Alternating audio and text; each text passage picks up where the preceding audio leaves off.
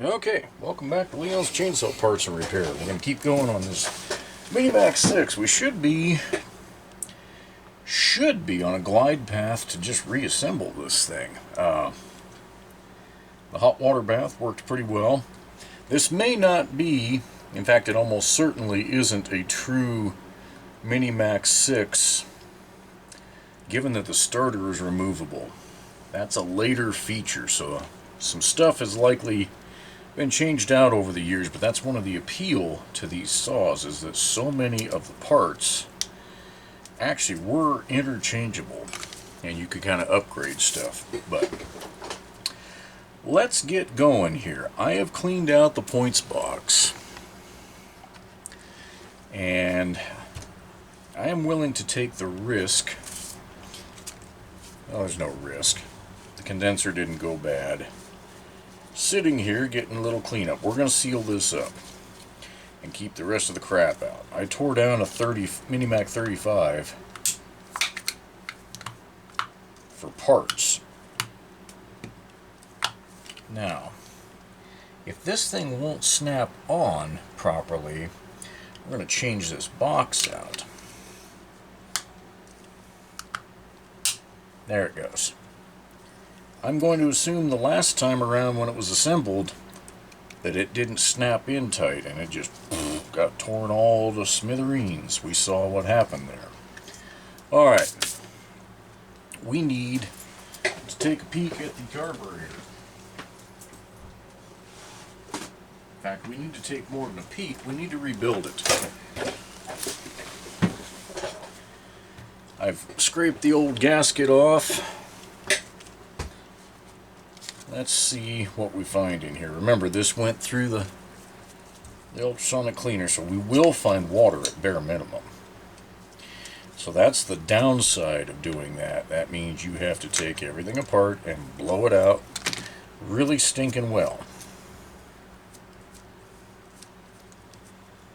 But if there was any remnants of old fuel, crap like that, I'd like to think the hot water dunk would have loosened it all up. Alright, this diaphragm isn't totally seized. Oh, nasty. And that's why we had to open it up right there. Ugh. That is so nasty.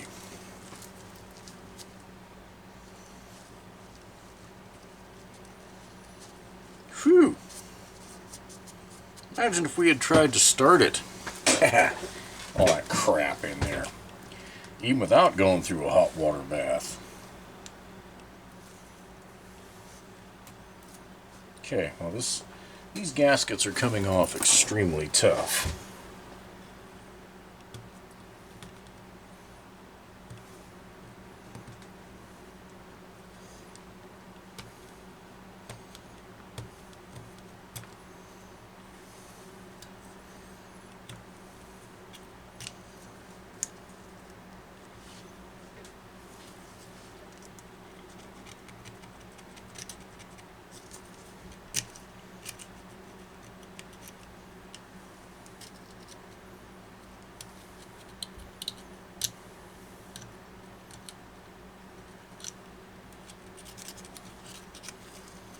Okay. I'm almost afraid what might be under here.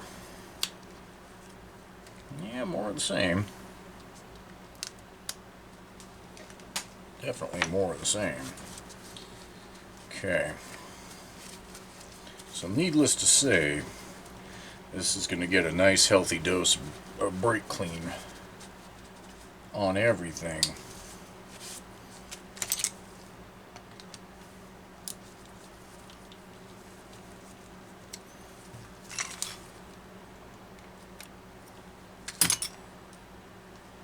Nasty.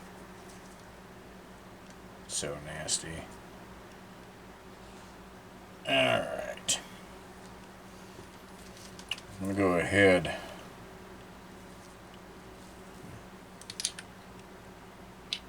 Oh, that's cute. They don't print on the carburetor because it's cast onto the engine housing. high and low. I can't remember if these have the normal rules. Yuck. That's a glob of shit. They do. Clean that crap off. So most of the time the low speed needle is going to have a kind of a step like that. Okay. The high speed needle is usually tapered down to a fine point.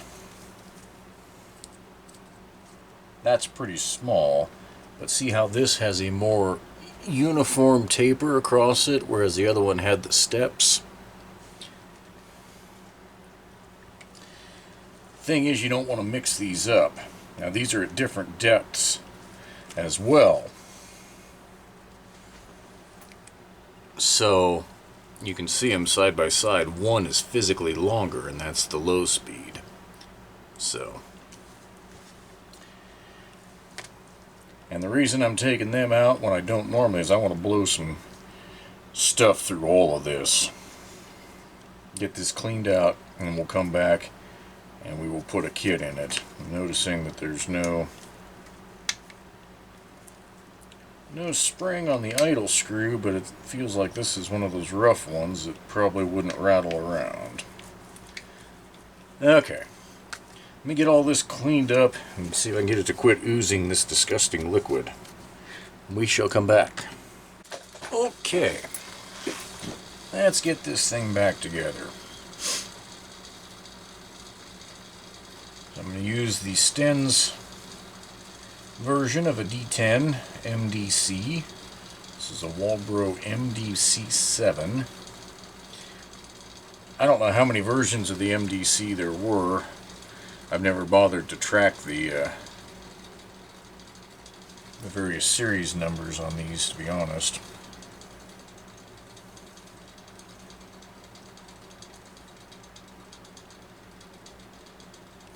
But on a Mini Mac or a Mac 110 series, to the best of my knowledge, a D10 MDC will service any MDC found on those models of saws.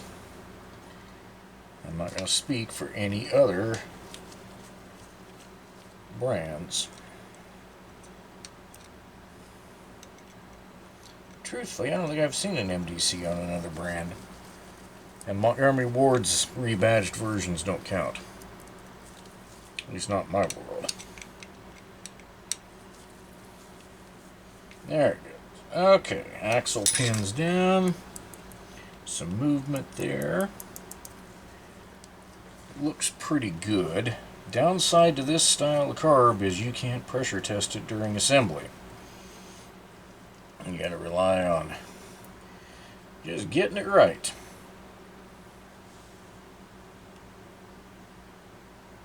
So let's hope that I know what I'm doing.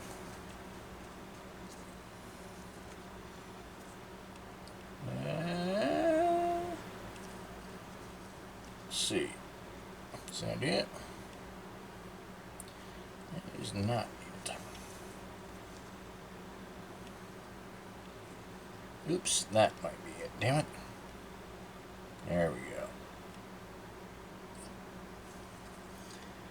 And then there are index pins on this block that in theory will help you not assemble this incorrectly. That lined everything up right there.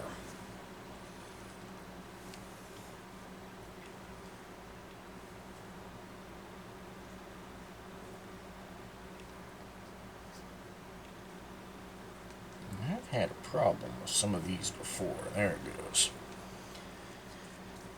Somewhere along the line, I think somebody's pattern got a little goofy. Okay. That looks pretty good. Let's go ahead and cinch it up, and then we'll pressure test it and hope for the best. MDC is not a complicated carburetor. It just sucks if you make a mistake and it's buried on the engine here in an engine housing and you got to take it back apart. That is not going to make your day very happy.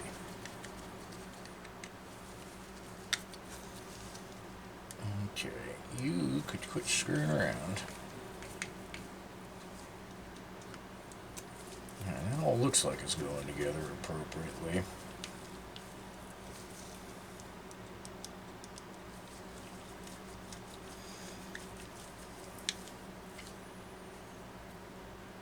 Okay, I don't want to stress that block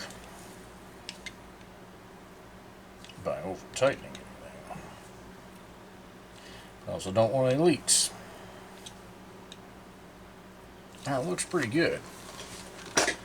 That's pressure tester.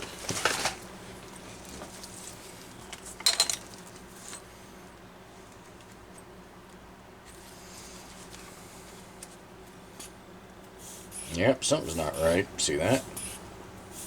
Just going straight down. Don't like that. Is it a gasket or is it the needle?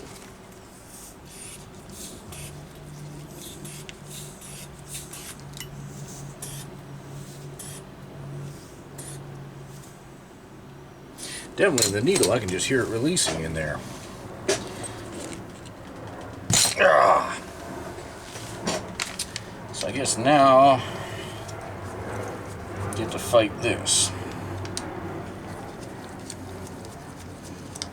which can take what should be a fairly straightforward and short video and turn it into a pain right quick and in a hurry.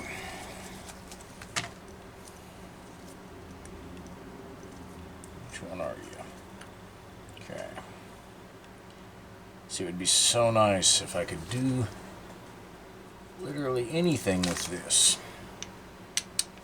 I can't.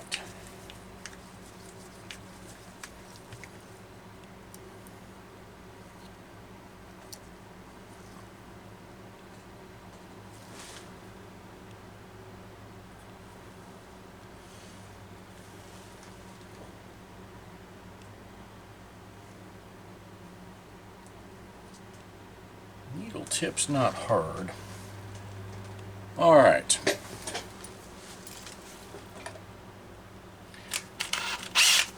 I have shown this little trick before, but there are gun cleaning swabs that serve other purposes. And we're about to serve one of those purposes. Ah. Really? Who's the idiot that put that on so tight? Whoops. Mother's aluminum polish can also be used for carburetor cleaning. So the needle seat down there apparently has some crap in it. So I'm going to take some polish and remove it.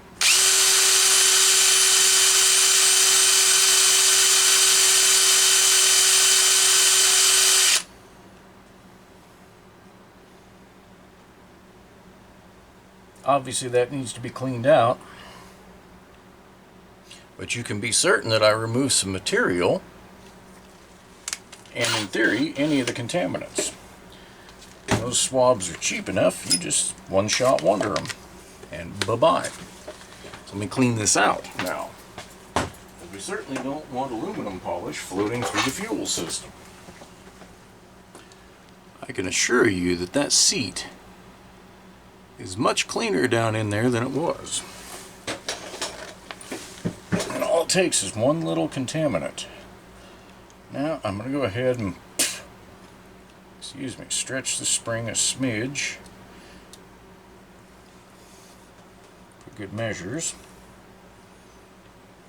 I find the factory pop-off pressure is a little on the low side.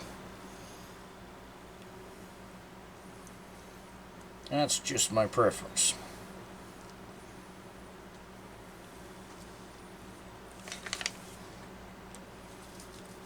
Okay.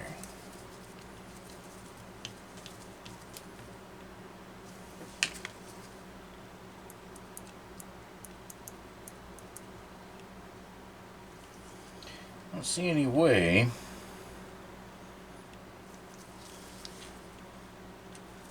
that that arm's too high.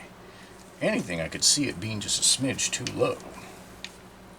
And I hope that's not the case. Or I'm going to be back in here yet again. And that'll piss me right off.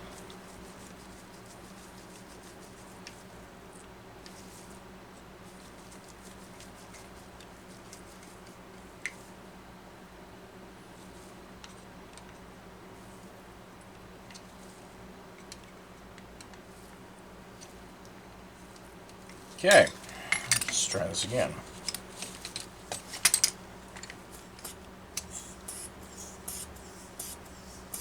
Alright, we have a problem.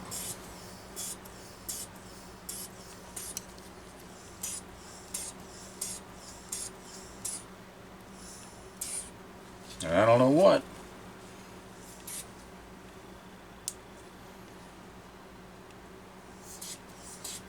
Oh. Huh. I may have to put these back in.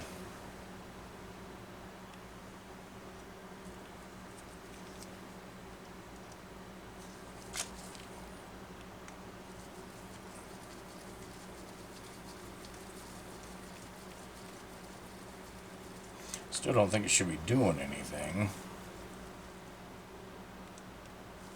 But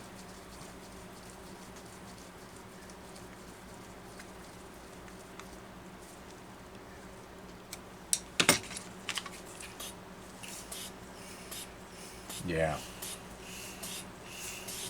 See, that's forcing it through. Something is not quite right on this thing. And I'm not intending to make this a whole hell of a lot longer. So let's hope it becomes obvious really soon. This is stupid.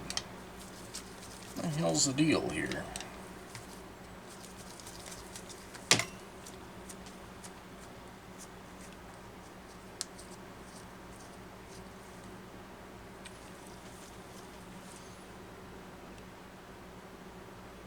Such a simple carburetor. It almost has to be leaking out of there. But I can't for the life of me understand why. This probably won't work.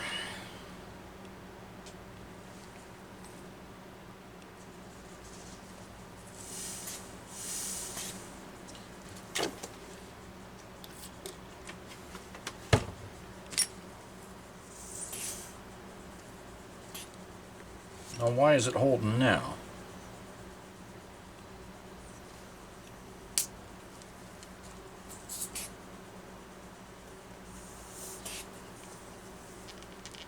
There, it popped off.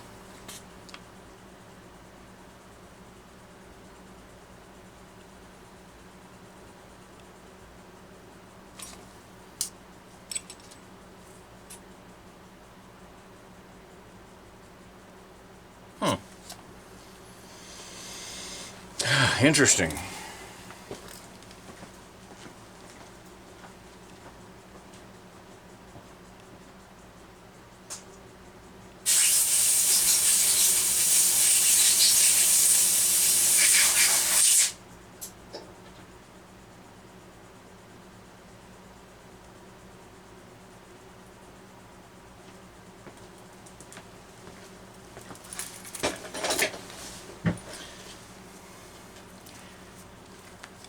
What did I change, though?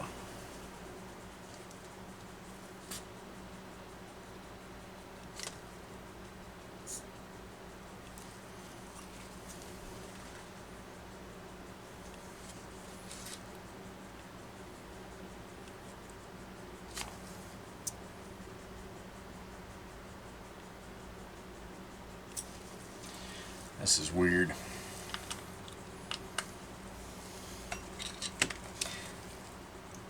Very weird.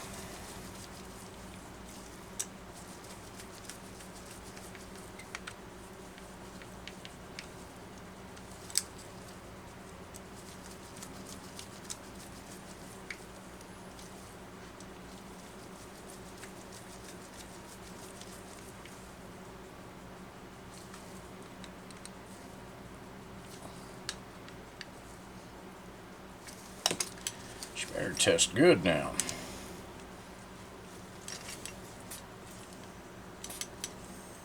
Alright, I've had it. I have seriously had it with this.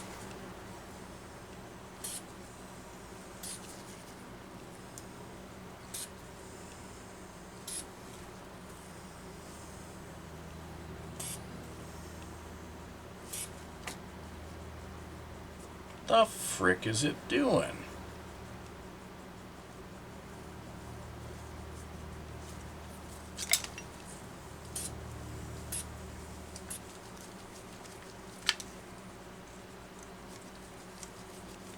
Short of physical damage, I don't believe in the unrebuildable carb.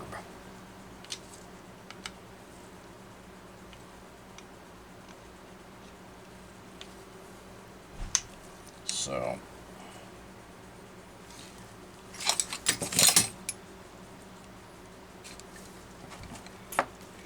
and yet there it is.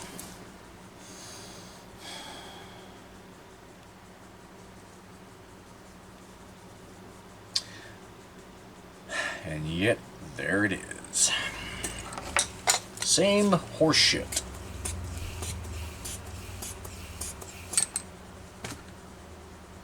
How in the world is it doing that? When I figure it out, I'll let you know. Okay, that was kind of stupid. I'm going to use a different carburetor, but I at least know what was happening and why. This one had a bad thread.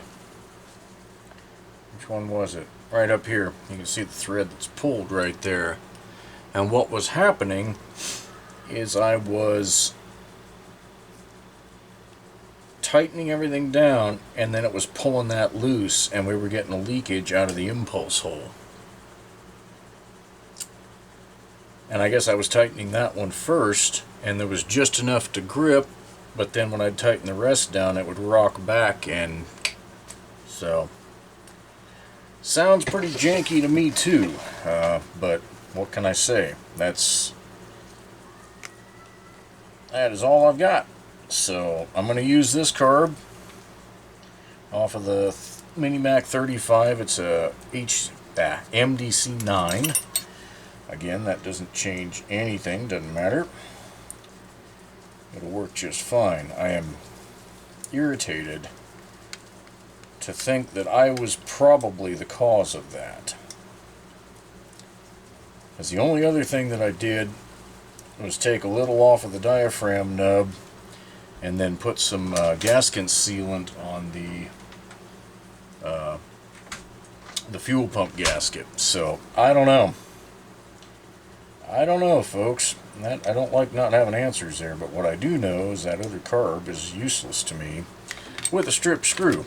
But this did give me a chance to bust out the Walbro gauge for setting the lever, and what do you know, I had it dead nuts on the money, so that was kind of good. So, alright, let me get some of this crap out of the way, because that, I'll save a few parts off of that carb, but I'll strip that down later. That did not need to take that long. Nor piss me off quite that much. That's irritating.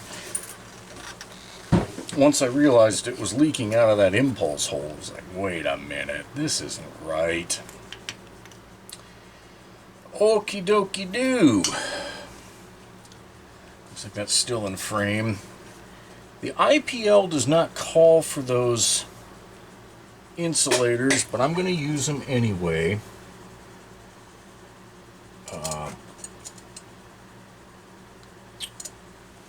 Because there's room for them. Nothing changed. At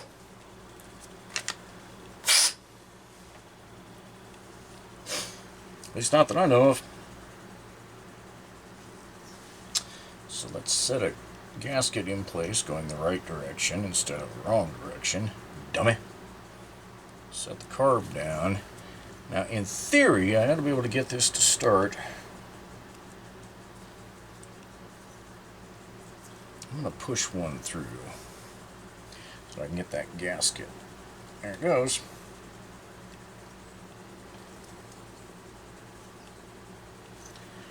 and it goes all the way in. So these things tend to get a taper at the end over time from sitting, being compressed by a screw. I'd recommend putting the best edge through, trying to get past the gasket. And I'm having some problems with that, as you can see.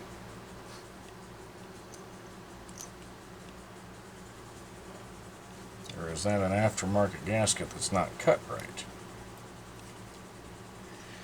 You know, I'm getting sick of aftermarket shit.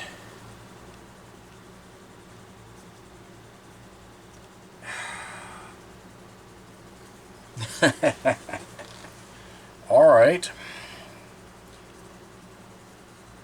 I didn't look at the IPL close enough to know if there's a difference in these intake manifolds. See, that gasket lines up fine. That came in a McCulloch package. Alright, scratch that. I'm not using the insulators.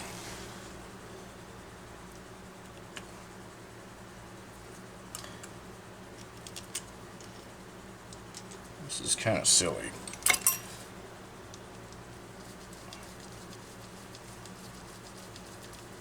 I'm not going to tighten this all the way either.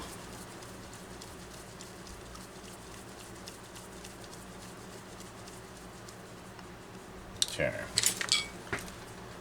Get our coil back on.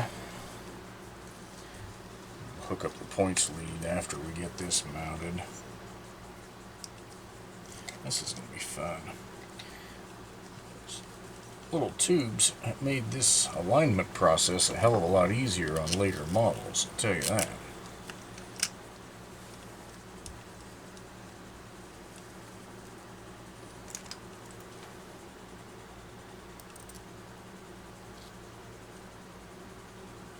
I can't tell. Right there. Okay. I think.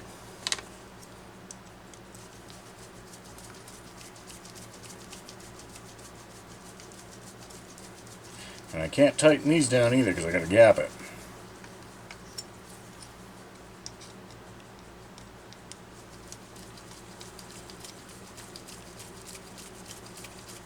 To the flywheel, and then I want to make sure that there's no wrinkling going on. No? That looks good. That's interesting though.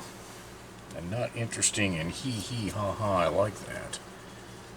Alright, let's get the flywheel on so we can gap it. Get the rest of that stuff set in place. Now you could not fight with me and I'd be okay with that. Back up. Alright, there we go. If we can get this together and it still has spark, I'll be pretty happy.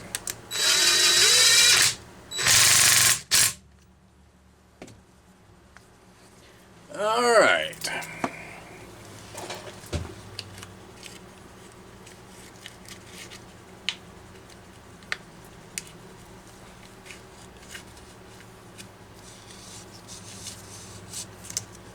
There we go. Alright, I'm going to tighten that first. I'm actually going to tighten up here because I want that carburetor sealed. I don't want any bullshit around that. Alright. In theory, if I hook that nice little wire up right there,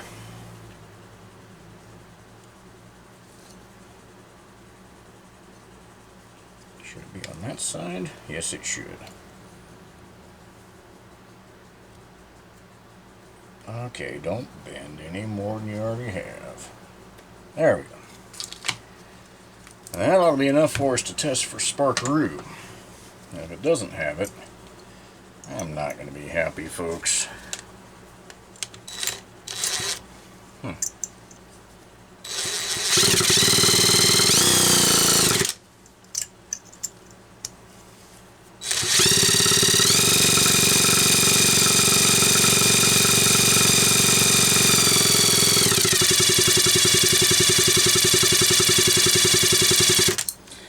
love how low in RPM these things will fire when you got a good ignition system. Alright.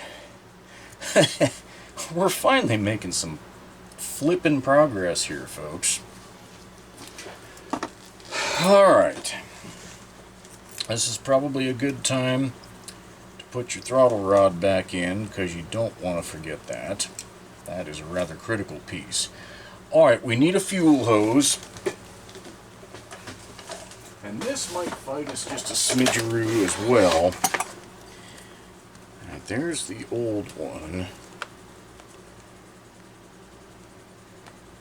I'm going to cut a little extra. Not a lot, just a little. Because I don't want it to be bunched up in here and make a mess. This is my 8 by 1/4. I think this will work. That should be perfect. Okay, so we're going to get it on the fuel barb first. And that's going to be a bit of a trick, because that's a big barb. This is almost as much of a pain in the butt as a Tillotson early series HS that has... That's not what I wanted. Where the hell is my... There it is.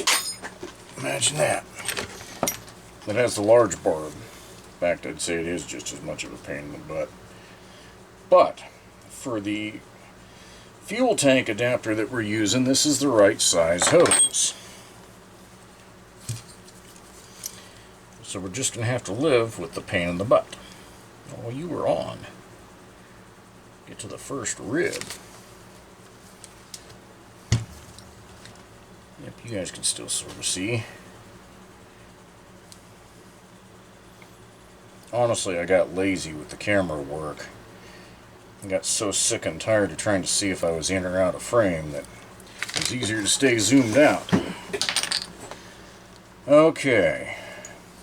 Right there. Right like that. And if I have a little extra, it'll go right into there. That should work. Alright. So the adapter, tank adapter fitting that should have been, or was used after that, is one of these. Okay, you can see it's got that squared off end. So you want to set this up so as the hose lays in place and you put that on, that squared off end points straight down. We have the engine upside down right now. You want that straight down so it'll index into the engine housing. And I think, what am I forgetting?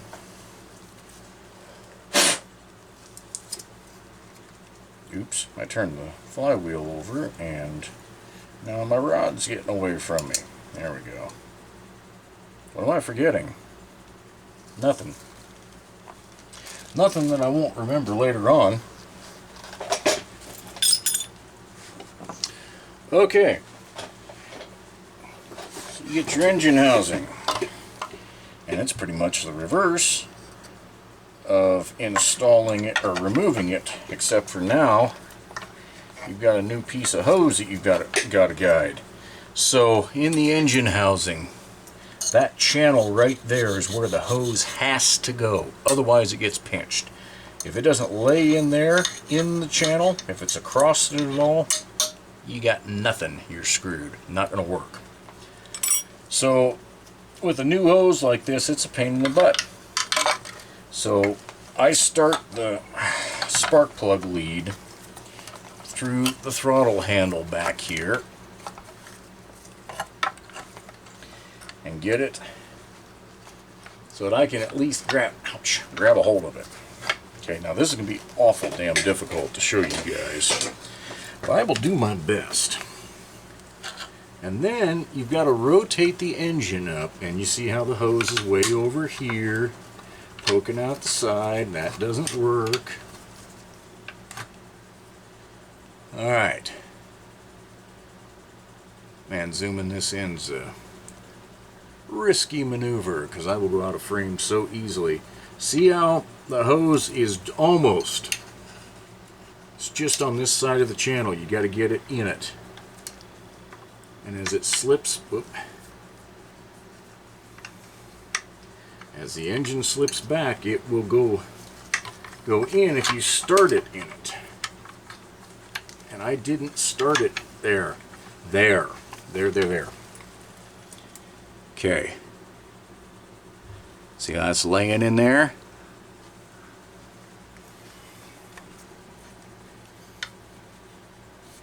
Okay. Oops. I rotated the engine again. I need to get my rod back to the magnet. There we go. Now, as you're sliding things in, you've got to work this spark plug wire back.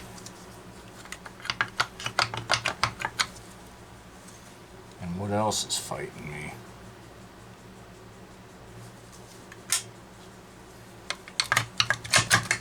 Oh, okay. You just got to get a little rough with it. There, that pulled back in. See how spark plug wire is pretty tight in there. It almost looks pinched, but it's not. And then you go around front, and you can see the fuel barb is where, or adapter is where we want it, but it's twisted a little bit. So what you want to do is twist it carefully. Don't damage the O-ring, but snap it in. Now it actually looks like it's pointed downward a little bit, but that's okay. See how it's now indexed right there? That is how that has to go together. Anything other than that, you're going to have problems. And I can't guarantee you won't have problems even with that. I can't guarantee I won't have problems. Alright. I set aside some hardware out of the other saw to replace those screws that were either missing or stupid. So we're going to start with this one again. And this is where my shortcut can be, well, not a good idea. Because this one can be real tough to get started. Now I just got incredibly lucky, and that's going to make up, I think, for the pain and suffering the carb put me through. Alright, it's not tight. I don't want it tight. Let's go ahead and tackle this one. Man, I forgot to check the thread on the engine on this one. I sure hope it's not effed like I think it might be. It sure doesn't look good down in there.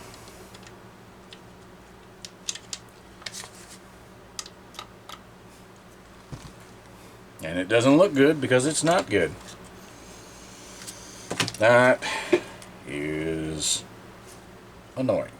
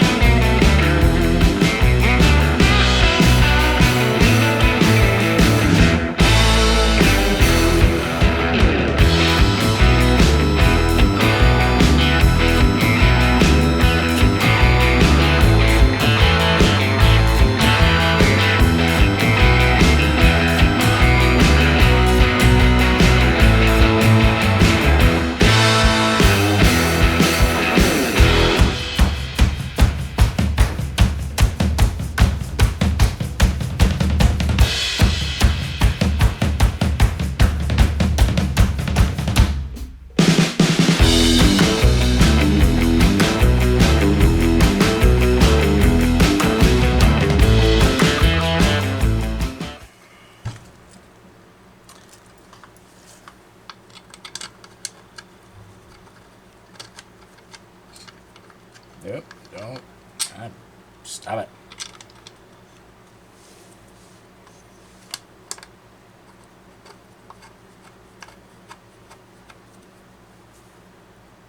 Okay. And now the moment of truth.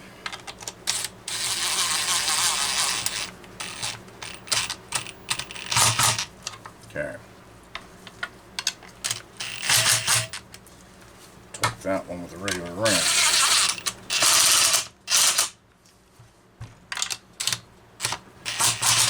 Don't dare go any further on that.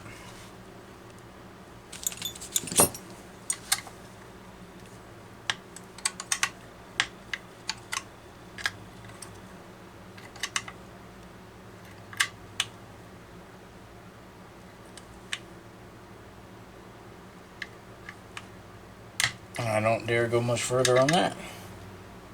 So I won't. We'll quit while I'm ahead. Or at least not behind. Okay, the hose is in the channel. Let's go ahead and hook our throttle back up. So you just want to grab it with the trigger pulled up, slip it down in place. And then I find for rehooking it, a flat blade screwdriver works pretty well. Now some of them are a little tougher than that. Now this is not working. What am I doing wrong? Did I not slip it down all the way? That may not be down tight.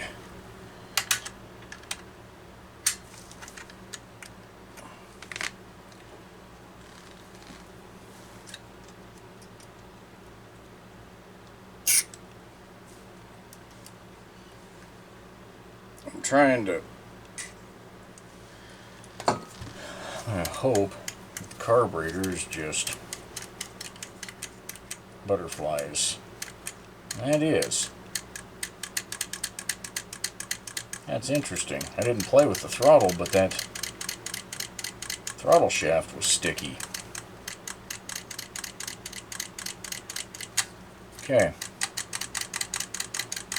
It's going now. I don't think I've ever had that happen on a MDC, but okay.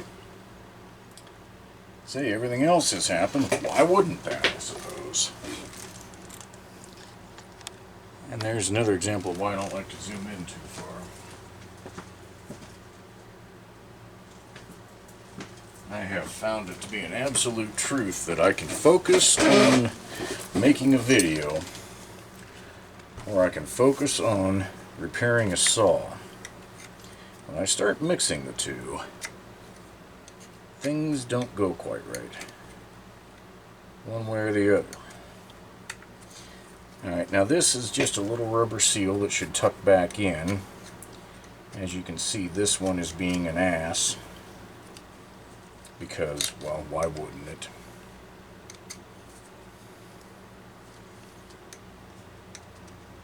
There it goes. Just wanted to get that in place. A little wrinkle like that doesn't matter because the air filter is going to push it flat when it's put on. Alright. Let's put the tanks back on. And where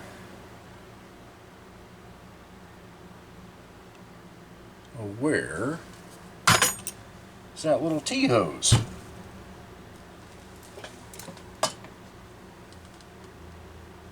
Which tank do I have? This is the right tank. That's the wrong tank. Where the hell's my other cap? Oh, right there. Okay. I'm with it now. So that's a nice tight fit. I like that. I almost don't want to disturb it, but what was once a tight fit can be a tight fit yet again. Clean this up a little bit. So this oil system is pretty basic. You got your diaphragm pump down in here. Oil comes out of the tank into this top of the barb, comes out of the bottom into the pump. And if you're using the manual pump, you're just overriding that and pushing some through, so that T-hose just snaps in like that. I like to leave it pushed a little bit forward for alignment purposes. Now again, this tank going in is not something I can really show you guys a whole lot of, because it just isn't.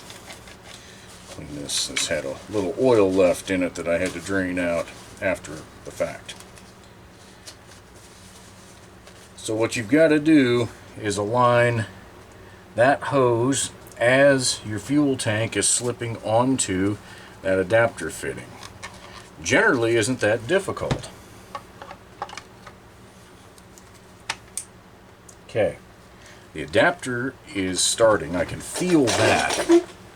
The hose, however, has kicked off to the side a little bit. See that right there?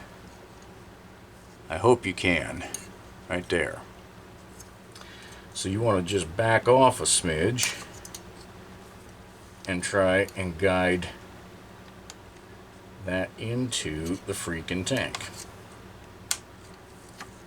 And there it goes. And then, assuming you're indexed down here with your adapter fitting, that's it. That is it right there. Now, hopefully the spring didn't fall out. It did not. So the manual oil pump will just come out on these. A later revision, somewhere up in the 110 model family, had a little plastic clip that held it in place a little better. These ones, it'll just fall right out. Alright, these tanks on the Mini-Mac 1 and 6 didn't have little felts here, but if you had felt washers, you'd want to tuck roughly half of it under here so it's not all bunched up and pinching out, you know what I mean? So that can be a little bit of work. We don't have to because we don't have it. Alright, now when you put your engine housing cover, front cover, whatever you want to call it, back on, don't forget that if you don't put your manual oil pump rod in at this time, you're not going to put it in at all. Which means you'll just be taking it back apart because you need to put it in. And if you hold that in place, boom. Go ahead and get that. Alright, I'm not going to lose that pump rod now. This one down here should go in quite easily. Perfect. Done. Love it. Okay, before we head to the starter, the mufflers on these things did change, okay? I may be able to reuse a piece of hardware here. So when I say they changed, the early style wasn't even intended to have a cap on it. See how it tapers off? It was just an open stack. This later style is what it was intended to have a cap. Now you could, as somebody did, go ahead and drop a cap on here. But this is actually machined to properly accept it. So we're going to go ahead and use the one off of the Mini-Mac 35, but I need to smack this down a little bit because it is a little bowed in the middle.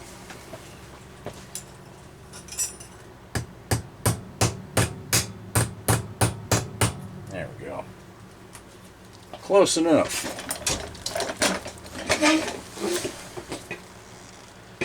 And did that thickness change? Because those mounting screws are thicker or longer. Nope. Perfect.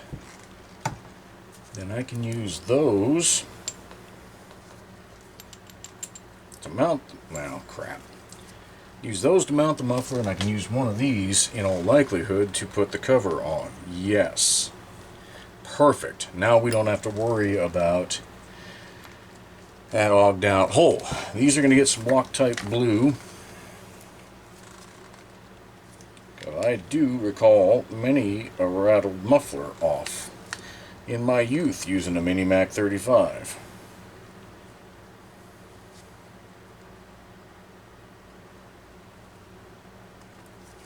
And I don't like that. And I know that nobody else using a chainsaw would like it. Okay, see if I can actually get these down in there without too much of a battle. Close.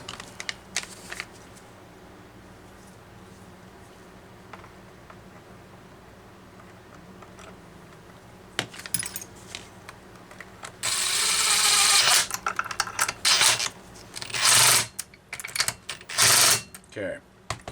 Now the outer one I'm going to go ahead and use some anti-seize on. Just because it really sucks to have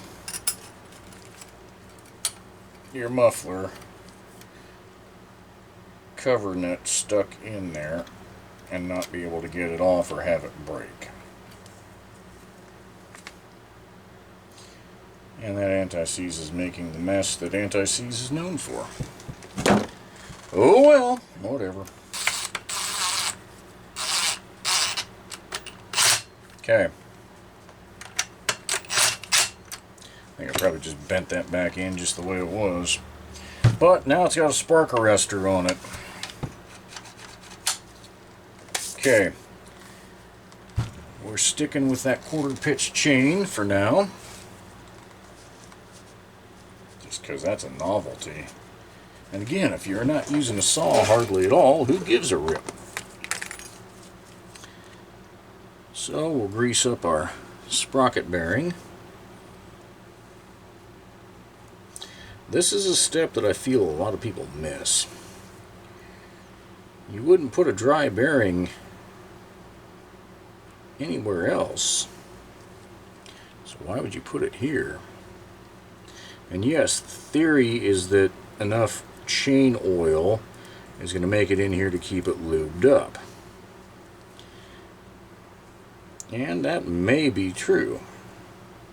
But why not start it off with some good stuff? And I have heard the argument that, oh, well, you're going to end up causing dirt to accumulate in there. Well, okay, if you say so. I don't think I've had that problem.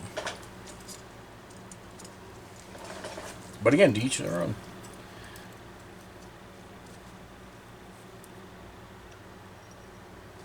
Get in there. Perfect. Okay. Nice clean clutch to go back in.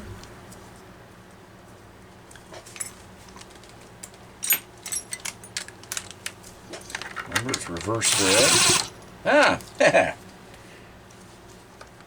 See if I can break a finger. Ow. I was joking. But it's not.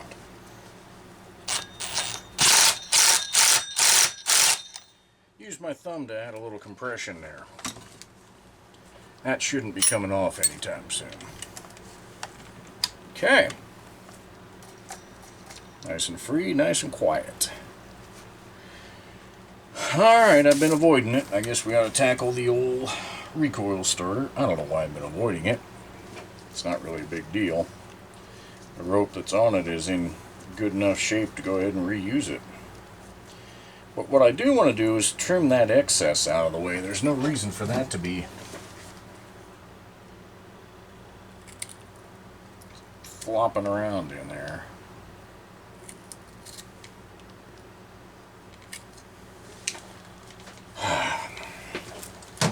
I guess we'll burn it.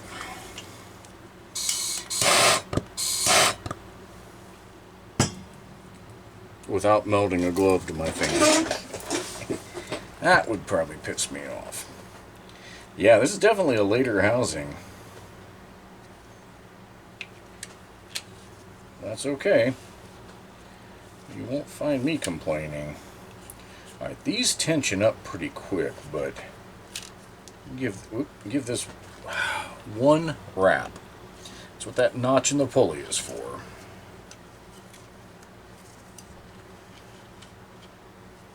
Now, it probably would have helped to put this in first.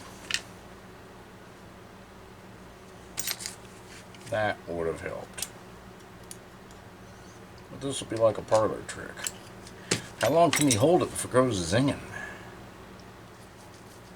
And when you tighten this down all the way, if it won't, the pulley won't turn anymore, there's something wrong with the assembly. Generally it's a washer that's jamming or something. It should be able to go tight and still turn. And it's still turning. So, with these little critters, gotta hold it, get it dropped in. Okay. And I'm going to put a little half hitch in.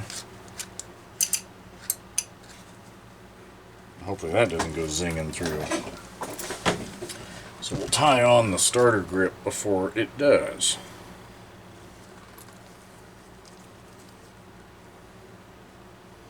Ooh, I didn't make that very small, but it still went in.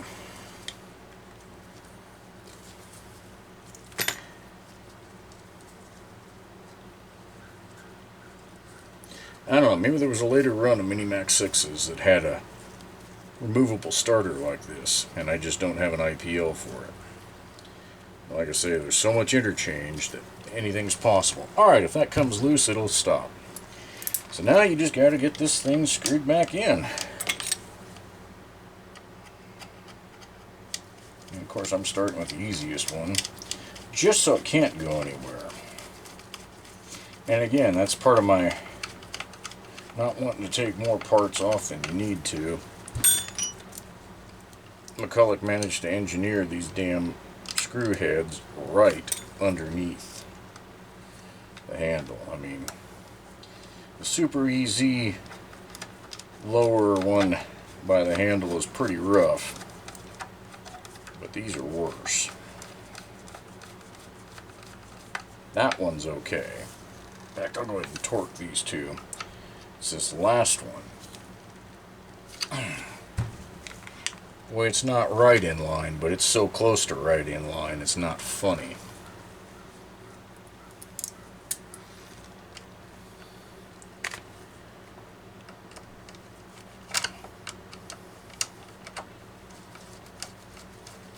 Style that uses these big rectangular style washers is the first plastic housing. The later ones had a full molded kind of cover where the screw went through and just bolted it down to the engine. There was no special washer needed. Somewhere in the 110, 120 model run. Alright. We're close. I'm going to drop an air filter on. So that'll push that flat. It pops. Whoop. No. Go into the groove first down there, and then it snaps into place. Theory. Yeah, that sounds like a McCulloch. Just like one. Alright. Is that my broken? Oh, I forgot to clean that. Shoot. Of course, it wouldn't have. It would have floated. That's the problem. And the parts cleaner. Or is that the... That is the broken one. There we go. Like, I thought I had cleaned one up. So I think I've got the choke closed. But maybe I don't. No, I had it open. So I'm going to take the screw out because it's fighting with me here. No, I don't... Come on. I don't need it fighting with me. Can only go on one way without damage. And I'm having a problem here.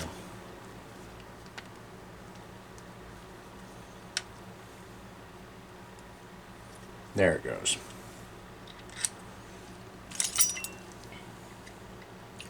See, that's what happened to the other one, is it got Something got rough with it. You don't have to tighten this down very much. There we go. Yep. Okie dokie. We're going to use a DJ8 out of that Mini Mac. DJ8J. See if we can get this thing to start to where I feel comfortable that it's not going to try and cross-thread on me.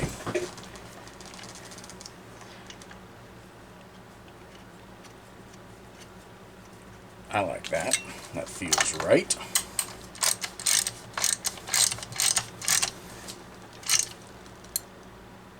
Lovely. All right. What haven't I done that I wanted to do?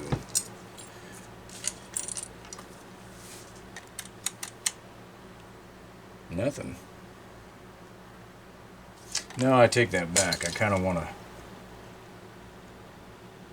roll that bar flat again and run it across the bar shop, so I can do that later. Let's see if she'll run. Let's get through the important stuff.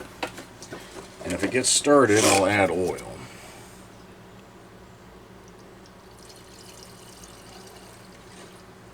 Okay, I have a history of these things having a fuel tank leak, so I'm not going to put that much fuel in there until I know we're good.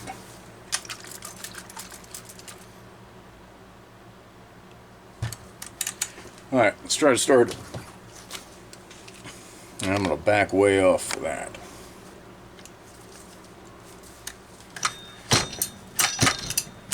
Oh, good.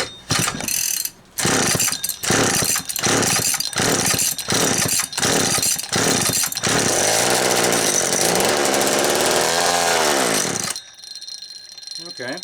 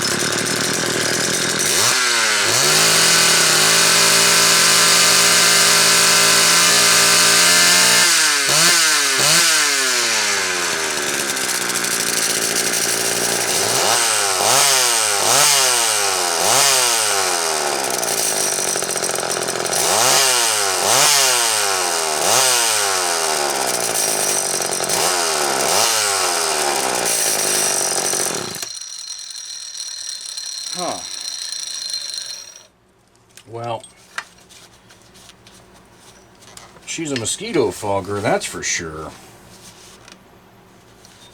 And I don't quite know why.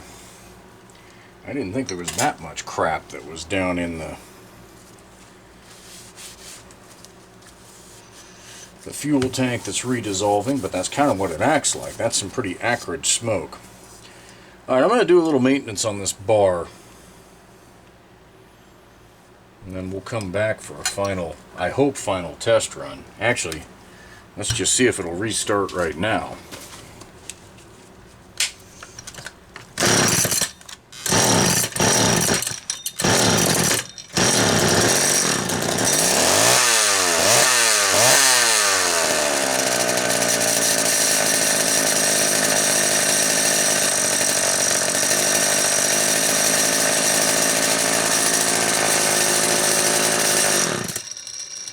I think it's perking fuel, even though that carburetor tested okay.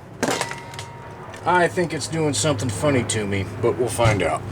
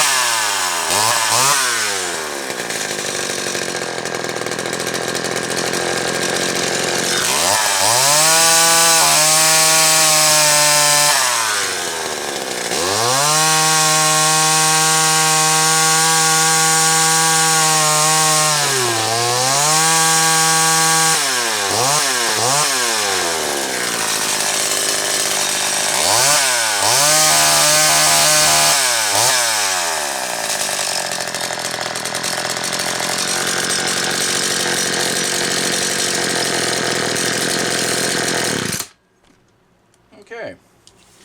Note to self, pig mat will melt. That's disgusting. And it's probably going to be a pain in the ass to clean up. Alright. I'm not convinced that carb isn't perking a little bit right now for whatever reason. The smoke is still here, but it's starting to clear out. I think it's just a matter of it needs a tank run through it. Maybe I could dump what's in the tank into my waste jug and start over. But there you go.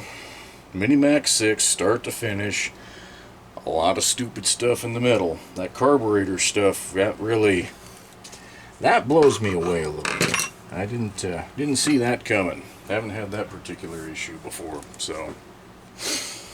I guess I could consider it fortunate to catch it on video, or unfortunate to catch it on video. Either way.